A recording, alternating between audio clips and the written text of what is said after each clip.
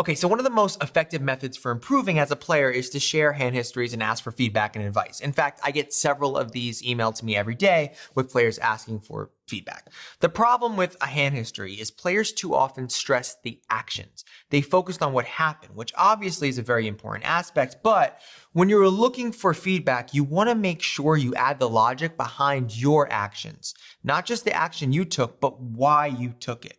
For example, take a look at this hand history someone submitted me.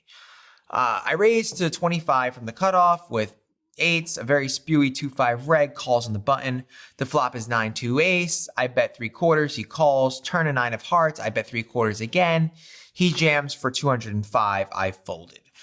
This is an example of a very bare bones hand history, not that much background information, not much of a thought process. The problem is when I read something like this, I will go through my own process of what I think a very spew reg would call with.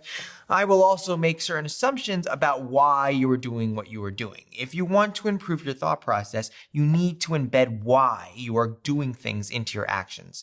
This allows the person reading the ability to critically evaluate how you are thinking. It also really spearheads more intelligent conversations about a hand and cuts out all the back and forth and inefficient questions that exist when you don't give enough information in a hand history. Let me just show you how helpful it is if you just add one thought. So I raised to 25 from the cutoff with eights, a very spewy 2-5 reg, calls on the button. The flop is 9-2 ace. I bet 3/4 because he is just calling with so many hands I am ahead of. Okay? So now here, just by adding, that little piece of information, you can start a conversation. A player can challenge you and say, well, what combos of hands do you actually think he is calling you with on that board? Or you might say, listen, you don't think that practically every, ace-x hand and a lot of 10x hands are in his range?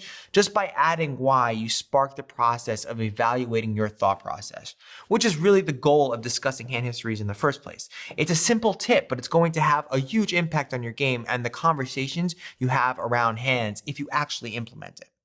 Also, I am releasing a free new course called the Poker Goal Framework, where I'm going to leverage my psychology and performance background and teach you exactly how to set goals in poker and create an actual plan for accomplishing what you want to accomplish with this game.